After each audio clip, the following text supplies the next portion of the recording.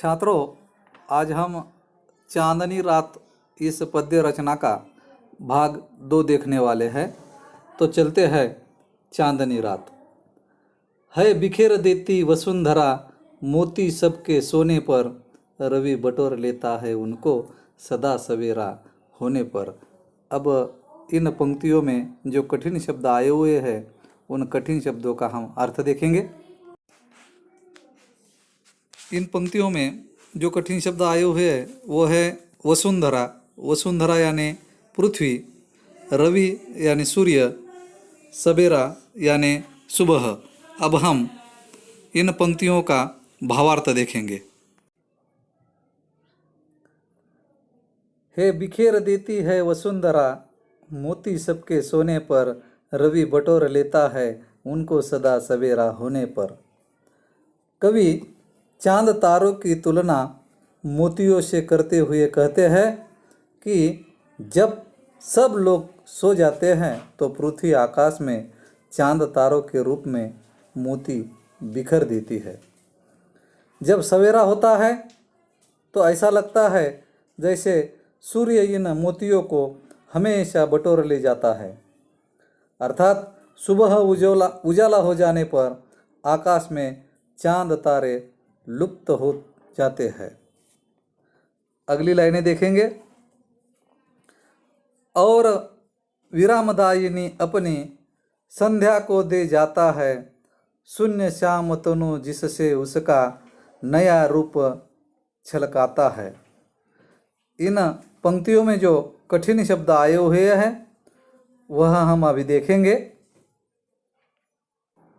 इन पंक्तियों में जो कठिन शब्द आए हुए हैं वो है विरामदायिनी यानी विश्राम देने वाली, श्याम, श्याम यानी काला, तनु, तनु यानी शरीर। अब हम पंक्तियों का भावार्थ देखेंगे। और विरामदायिनी अपनी संध्या को दे जाता है, शून्य श्याम तनु जिससे उसका नया रूप छलकाता है। इन पंक्तियों का भावार्थ देखेंगे। कवि कहते हैं कि सुबह होने पर बटोरे हुए चांद तारे रूपी मोती सूर्य उसे विश्राम देने वाली संध्या को सौंप देता है।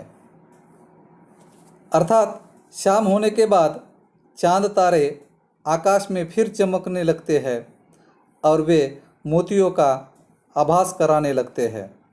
इससे रात्रि की कालिमा प्रकाशमान हो जाती है और अपने नए रूप में छलकने लगती है। अगली पंक्तियाँ देखेंगे। पंचवटी की छाया में है सुंदर पर्ण कुटीर बना, उसके सन्मुख स्वच्छ शिला पर धीर वीर निर्भीक मना। अभी इन पंक्तियों में जो कठिन शब्द आए हुए हैं उनका हम अर्थ देखेंगे।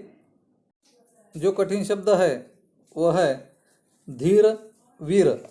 धीर वीर यानी दृढ़ मन वाला योद्धा। निर्भीक, निर्भीक यानी निडर, न डरने वाला, निर्भय जिसे कहते हैं हम। तीसरा शब्द है कुटी। कुटी यानी झोपड़ी। अभी हम इन पंक्तियों का भावार्थ देखेंगे। कवि पंचवटी का वर्णन करते हुए कहते हैं कि पंचवटी की छाया से घास फूस और पत्तों के छप्पर वाली एक सुंदर झोपड़ी बनी हुई है और उस झोपड़ी के आगे एक साफ सुथरी शिला है। उस शिला पर एक दृढ़ मन वाला जो योद्धा है, वह दृढ़ मन वाला योद्धा, निडर योद्धा विराजमान है। वहाँ पर वह न डरते हुए बैठा हुआ है। अब हम अगली पंक्तियाँ देखेंगे। जाग रहा यह कौन धनुर, जबकि भुवन भर सोता है, भोगी कुसुमायुध योगी सा बना दृष्टिगत होता है। इन पंक्तियों में जो कठिन शब्द आए हुए हैं उन कठिन शब्दों का हम अर्थ देखेंगे। धनुर्धर यानी तीरंदाज, जिसे हम नेमबाज कहते हैं। भुवन, भुवन यानी संसार। कुसुमायुध यानी कामदेव। दृष्टिगत, दृष्टिगत यानी आखिर तक जो हमें दिखाई देता है वह, उसे हम क्या कहते हैं? दृष्टिगत, जो दिखाई पड़ता है। अभी इन पंक्तियों का हम भावार्थ देखेंगे। कवि कहते हैं कि इस समय संसार के सारे लोग सो रहे हैं, पर यह धनुष्यधारी कौन है जो रात्रि में इस समय जागा हुआ है, जागा रहता है? वे कहते हैं कि यह कामदेव सा भोगी है। भोगी यानी गृहस्थ, कोई सन्यासी जैसा बना हुआ सा दिखाई देता है। हमें दूर तक दृष्टिगत दिखाई देता है। यहाँ पर हमारी जो यह पद्य रचना है वह खत्म होती